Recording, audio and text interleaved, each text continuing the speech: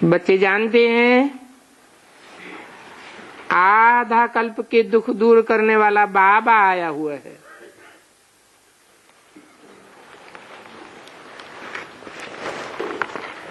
जो बाबा आया हुआ है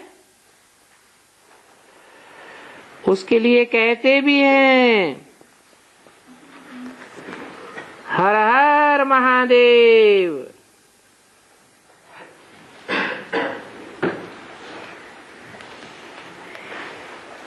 जन्म जन्मांतर के दुखों को हरने वाला है, पापों को हरने वाला है,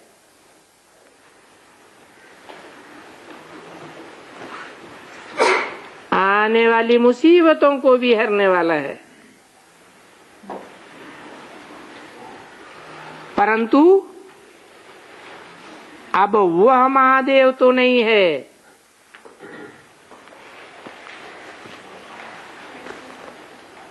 कौन है?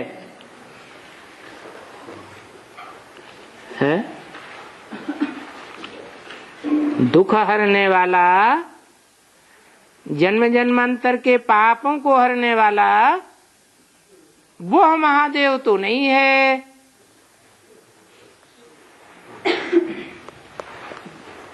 जिसको भक्ति मार्ग में पूजते हैं,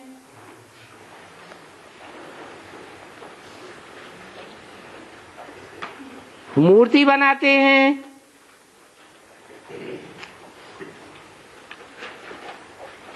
मूर्ति आत्मा की होती है,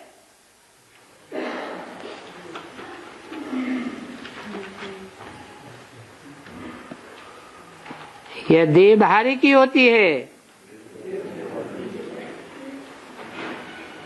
तो कौन से महादेव की बात है? कहते हैं महादेव हर हर।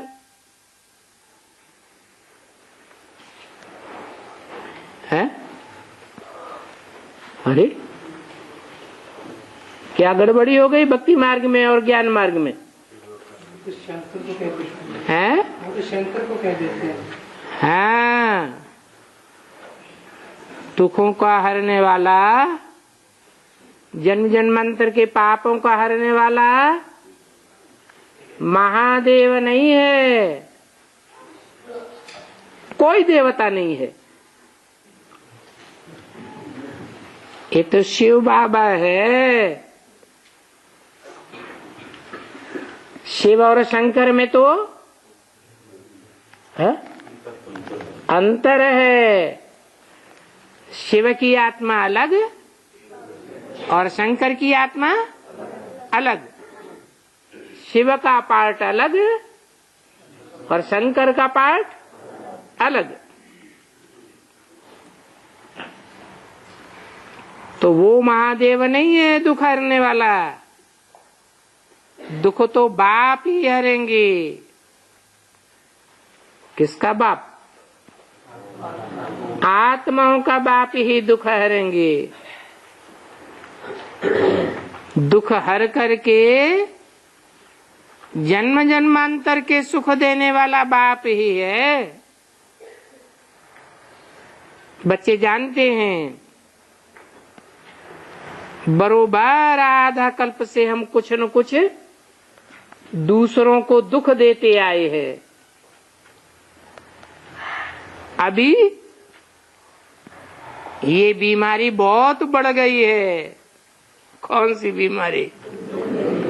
दुख देने की बीमारी बहुत बढ़ गई है।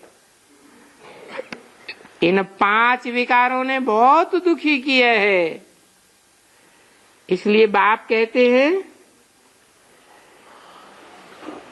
ये जो इस कल्प का खाता है, इस खाते को ठीक करो। व्यापारी लोग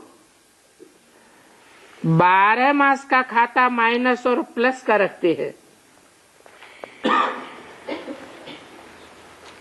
जो नौकरी वाले होते हैं वो माइनस और प्लस को नहीं जानते हैं।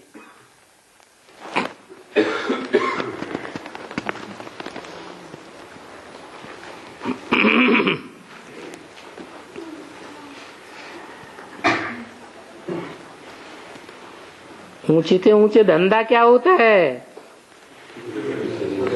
हैं? नौकरी का धंधा ऊंचे से ऊंचे होता है या व्यापार का धंधा ऊंचे से ऊंचे होता है? हैं? व्यापार का धंधा ऊंचे होता है। तो ऊंचे से ऊंचे व्यापार का धंधा है। ये कोई जिस्मानी व्यापार नहीं है।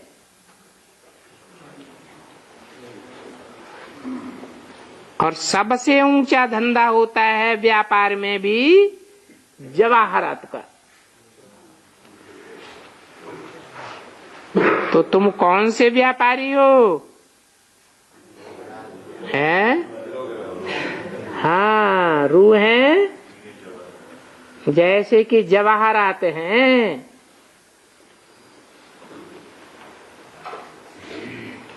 कितने प्रकार की रूह हैं?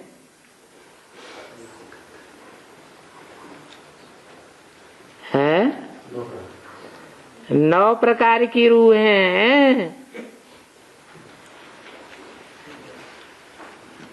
कोई पुखराज है, कोई हीरे भी हैं, कोई माणिक हैं, कोई मोती हैं।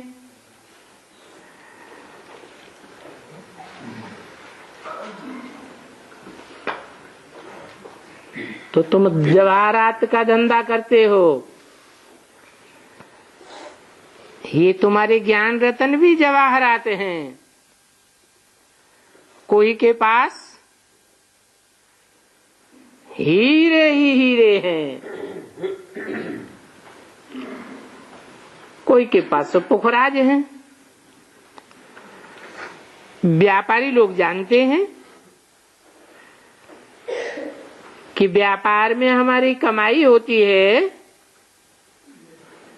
या कहीं नुकसान भी होता है। कभी नुकसान कभी फायदा, ये तो होता ही रहता है।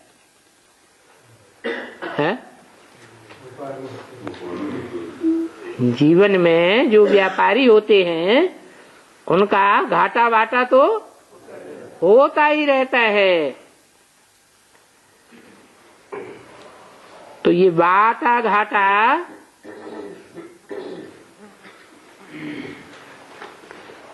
नुकसान और फायदा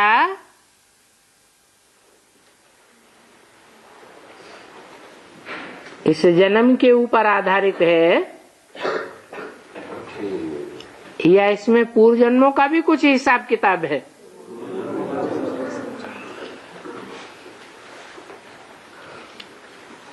कभी हम बहुत सेवा करते हैं, बहुत ज्ञान रत्नों का व्यापार करते हैं, बहुत प्रयास करते हैं, लेकिन निकलता कोई नहीं है। तो ये पूर्व जन्मों का हिसाब किताब है या इस जन्म का नुकसान है? पूर्व जन्म का हिसाब किताब है। बाप कहते हैं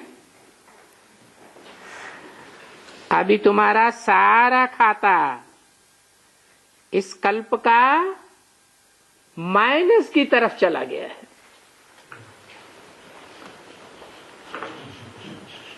तो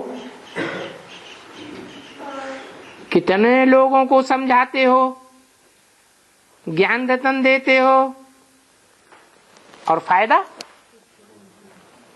बहुत होता है कि कम होता है? फायदा बहुत कम होता है। अभी क्या करना है?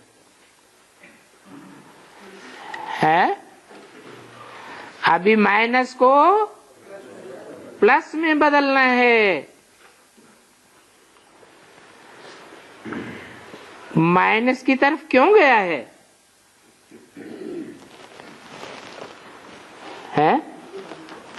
कोई कारण है? माइनस की तरफ इसलिए गया है कि तुम देह अभिमानी बन पड़े हो। जो भी प्रयास करते हो ज्ञान रतन का धंधा करने का, उसमें याद की यात्रा रहती है या देवान में ज्यादा रहते हो, इसलिए रिजल्ट नहीं निकलता, माइनस में चला जाता है। तो तुम देह अभिमानी बन पड़े। किसने देह अभिमानी बनाया? माया, रावण ने देह अभिमानी बनाया, एक ने नहीं बनाया है? एक ने बनाया या अनेकों ने मिलजुल करके बनाया है? 10 सिर रावण को दिखाते हैं, वो एक व्यक्तित्व है या अनेकों का संगठन है? माया रावण ने तुम्हारा खाता ही खराब कर दिया। इस माया रावण ने सबको घाटे में डाल दिया है। इसलिए घाटा खाता खाते खाते कंगाल बन पड़े हैं। अभी तुम बच्चे कहते हो बाबा आप तो सत्य कहते हो, क्या? ये देह अभिमानी जो रावण हैं, इनके संग के रंग से हमारा बहुत घाटा हो गया।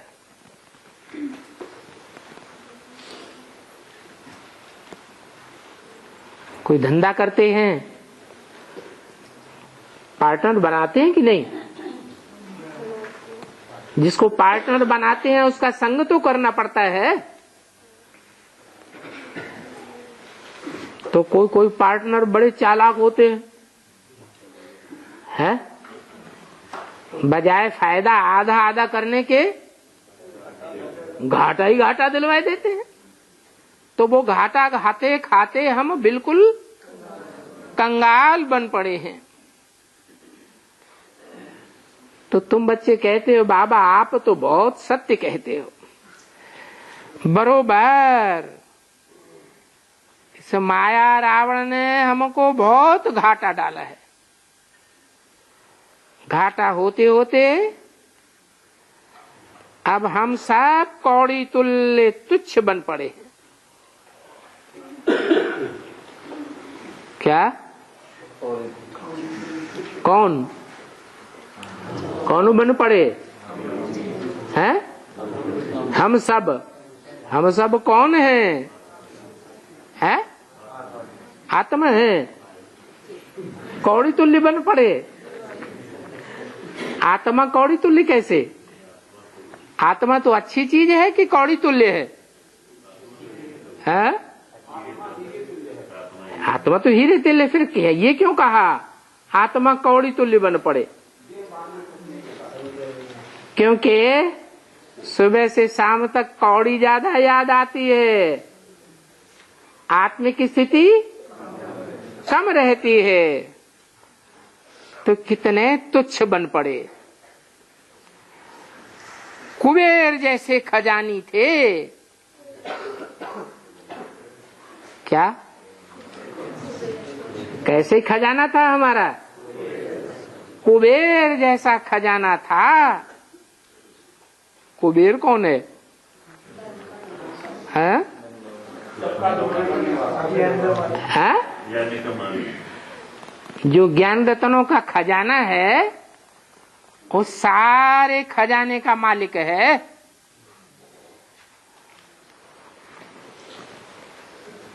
हम कुबेर जैसे थे। अभी सत्य बाप हमको नर से नारायण बनने की मत दे रहे हैं।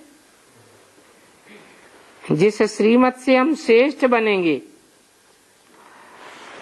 और उस श्रीमत से हमारा आधा कल्प का जमा हो जाएगा। और ये ऐसा खाता हमारा एक ही बार होता है। अभी बाप कहते हैं इसलिए अच्छी रीति खाता जमा करना है। श्रेष्ठ ते श्रेष्ठ पद पाना है तो देही अभिमानी बन बाप को याद करो। आत्मा ही पतित बनती है। इसलिए आत्मा को ही पाप आत्मा, पुण्य आत्मा, महात्मा कहा जाता है। पाप शरीर तो नहीं कहा जाता है। और पाप आत्मा बनाती है माया रावण। बाप को याद ही नहीं करते हैं तो पुण्यात्मा कैसे बने? अशुद्ध अहंकार है नंबर 1 भूत। माया ने कितना घाटा डाला है। सारी दुनिया में इस घाटे और फायदे का कोई को पता नहीं है।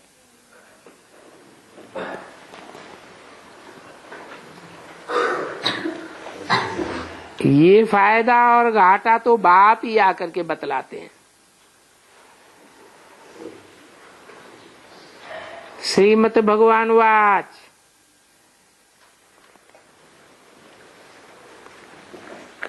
ये बातें बताने वाला एक ही बाप है जो आकर के राजयोग सिखलाते हैं। ऐसे नहीं कि ब्रह्मा के तन से ज्ञान सुनाकर चले जाते हैं और हम अपने आप ही राजयोग सीखते रहते हैं। नहीं,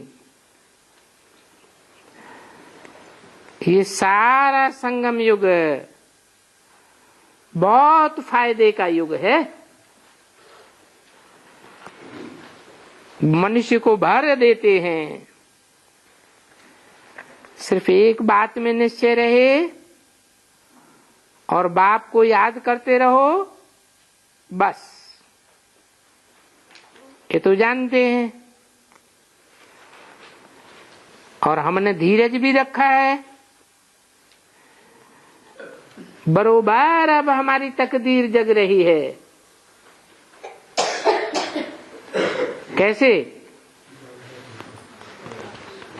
हाँ? एक बाप मिला है तो उसके संग के रंग से, उसकी याद से हमारी तकदीर जग रही है। और इन रावण संप्रदाय को हमने छोड़ दिया है। एक बाबा ये है जो हमको पार ले जाने वाला है।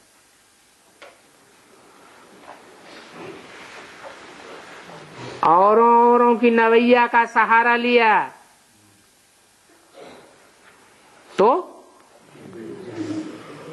तो डूब जाने की संभावना है।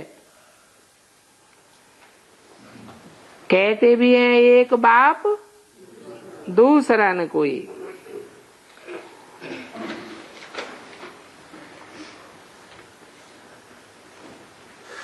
इस वैश्यालय से शिवालय में ले जाने वाला बाबा आया है।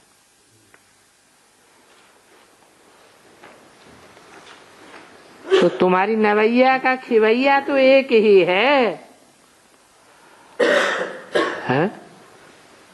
कौन सी नवैया? ये शरीर रूपी नवैया जो विषय वैतरणी नदी में कहो, विषय सागर में कहो पड़ी हुई है या मझधार में पड़ी हुई है, उसको पार ले जाने वाला कहाँ?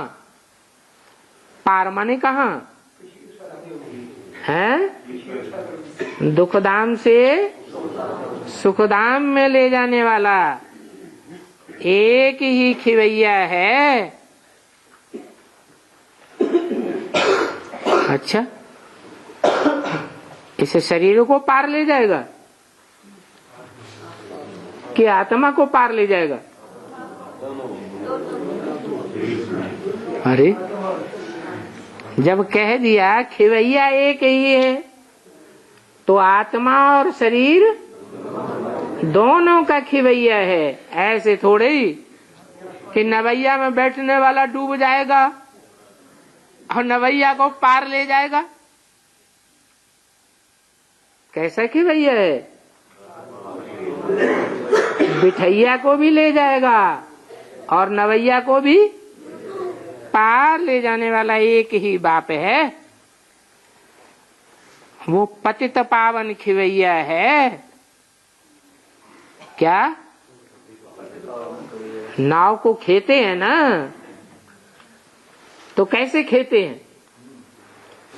हा? एक तो चप्पू होते हैं और दूसरे हैं? हाँ, माझी माने खिवैया। चप्पू से नाव आगे बढ़ती है और हाँ, और उसका जब चप्पू नहीं चलते हैं तो बांस चलता है। बांस के आधार पर नवैया आगे बढ़ती है। तो नाम दिया है खिवैया और नवैया।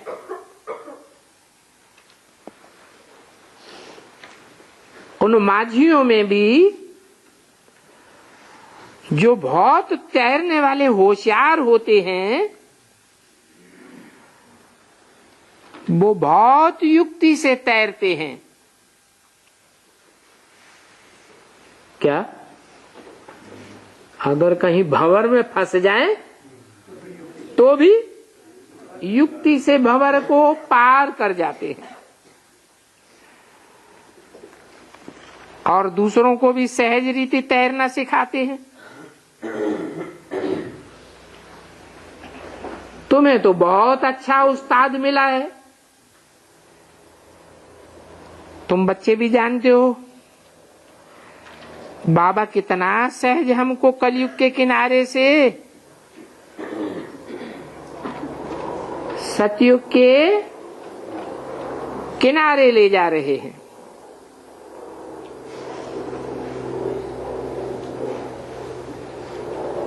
तरीका क्या है? बुद्धियों कहो, याद कहो।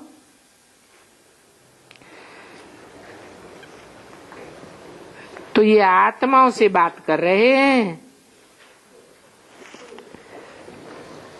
बाप ही आए हैं आत्माओं की ज्योति जगाने।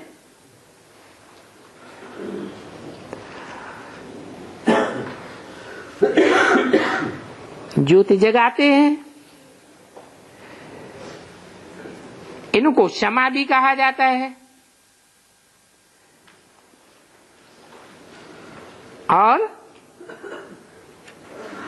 और ज्योति स्वरूप की भी कहा जाता है। क्या यादगार है? इनके ज्योति स्वरूप की यादगार क्या है? अरे हैं?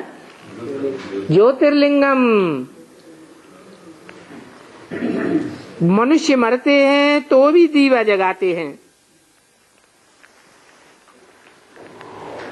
दीवा जगाए उसमें घृत डालते हैं। अभी तुम्हारी आत्मा का दीवा जग गया है, परंतु माया रावण बड़ी हरखण है। दीवा बुझाने की कोशिश करती है तो उसमें क्या डालते हैं? याद का घृत डालते हैं। डालते ही रहते हैं। तुमको ज्ञान का घृत अथवा याद का घृत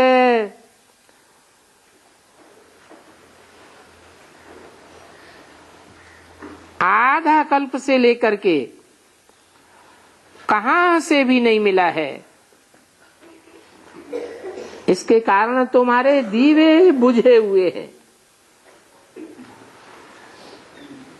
मानो बुझ ही गए हैं।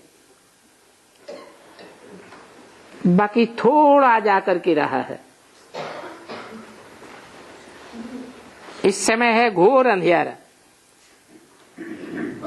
दीवा अच्छी तरह जलता है तो सोझरा ज्यादा होता है, और उसमें घृत कम हो जाता है, बत्ती ही जलने लगती है तो अंधियारा होने लगता है। सतयुग में होता है घोर सोझरा। कारण क्या हुआ? आत्मा का दीवा अच्छी तरह जग जाता है, उसमें ज्ञान घृत और अव्यभिचारी आत्मिक स्मृति का घृत अच्छी तरह भर जाता है, तो सतयुग में घोर सोझरा हो जाता है। अभी फिर से तुम आत्माओं के दीपक जग रहे हैं, और साथ साथ ज्ञान का तीसरा नेत्र भी तुमको मिल रहा है। पत्रों में भी बाप लिखते हैं, मीठे मीठे सिकील लाड़ले बच्चे, क्योंकि बाप बहुत मीठा है ना। तुमको तो प्रैक्टिकल में टेस्ट आती है कि बाप कितना मीठा है। ये प्रैक्टिकल में टेस्ट कैसे होती है? क्या चाटते हो?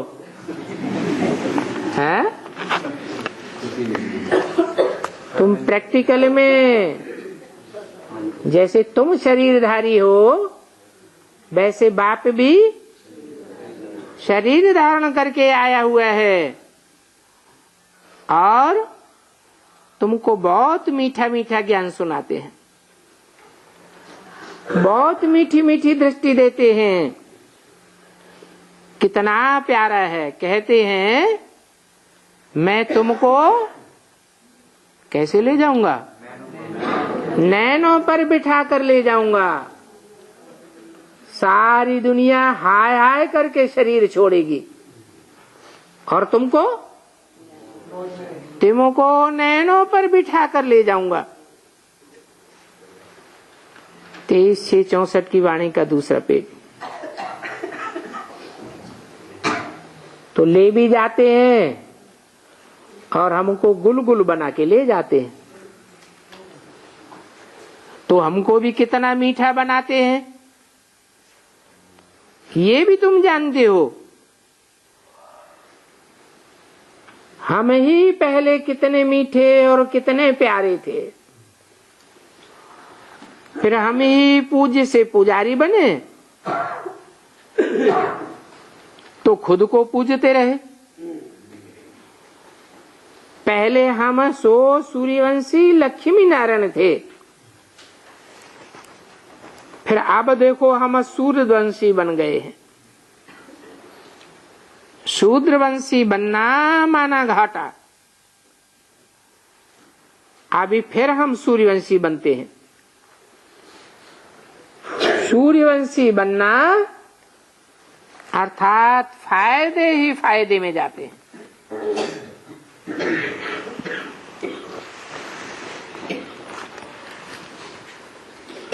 अगर सूर्यवंशी न बने हैं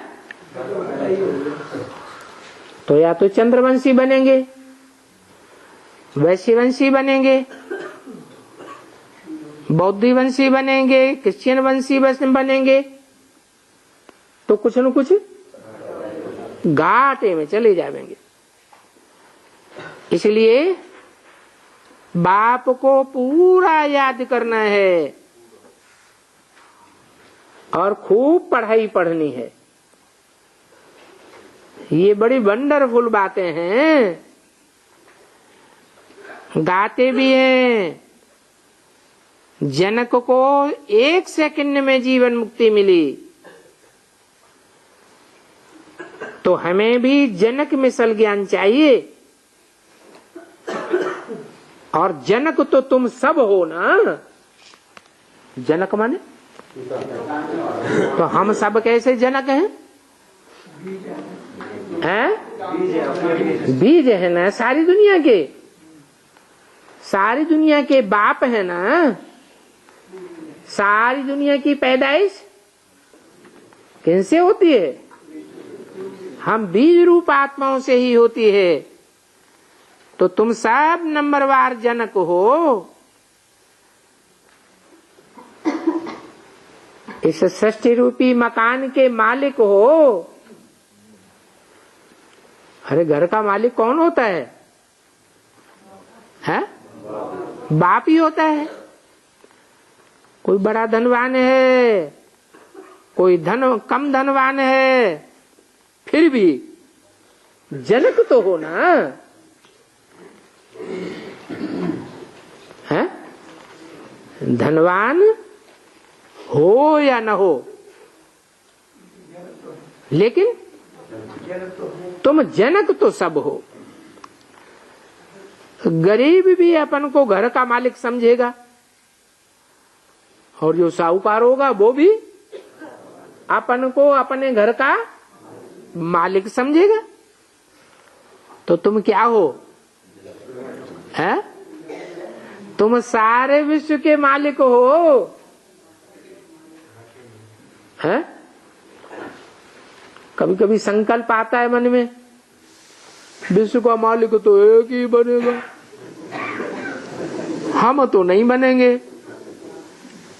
लेकिन अभी बाप ने समझाया है, ये सारी दुनिया को वसुधैव कुटुंबकम कहा जाता है ना। तो सारी ही वसुधा तुम्हारा कुटुंब है और इस कुटुंब के तुम मालिक हो, पिता हो। तो तुम हरेक अपने को जनक राजा समझो। सेकंड में जीवन मुक्ति तुमको मिलती है। गरीब निवाज बाप को कहते हैं, क्योंकि सबसे गरीब भारतवासी ही बनते हैं। अभी तो तुमको बैगर, बिल्कुल बैगर बनना है। अरे क्या कहा है? अभी तो तुमको बैगर, बिल्कुल बिल्कुल बैगर बनना है। अरे ये तो घाटे का सौदा हो गया है। फालतू है इतना धंधा दौरी करना। ये देह भी अपनी न समझो। एक कहानी है, कहा ये लाठी भी छोड़ो। बाप कहते हैं मुख्य है ही ये देह अहंकार, इसको भूल जाओ। एक बाप को याद करो। ये तो सब जानते हैं मैं आत्मा हूं, ये शरीर है। एक शरीर छोड़ करके आत्मा दूसरा लेती है। पुनर्जन्म को तो सब भारतवासी मानते ही हैं। जरूर जिस युग में रहेंगे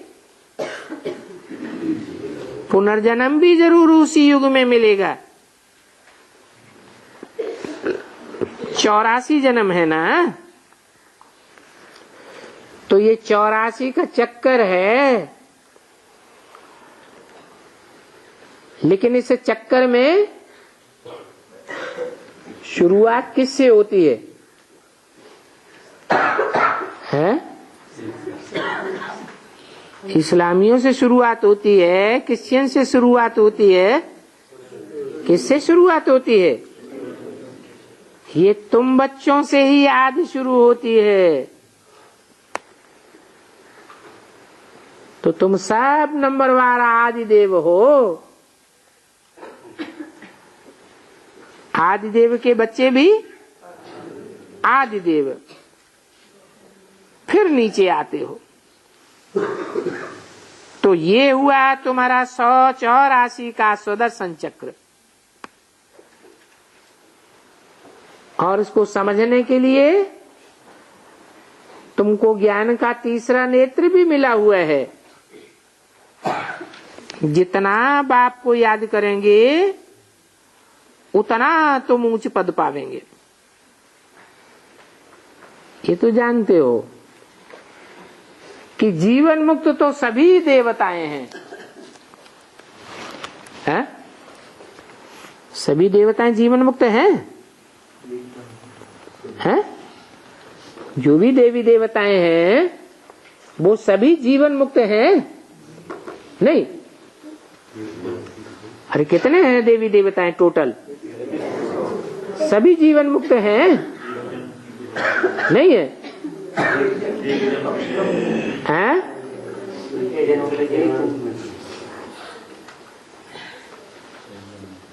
जो भी देवी देवताएं हैं जिनको देवी देवता कहा जाता है वो कितने जन्म लेते हैं? पूरे 84 जन्म लेने वालों को देवी देवता कहा जाता है। बाकी कम जन्म लेने वालों को देवी देवता नहीं कहा जाता है। क्यों?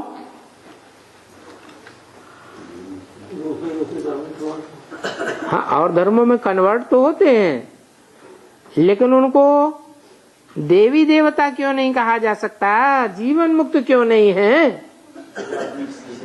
हैं?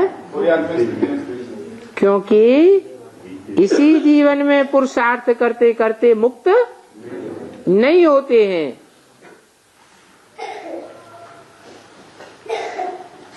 आत्मा देह अभिमान के बंधन में ही रह जाती है और तुम ही सबसे पहले जीवन मुक्ति पाते हो।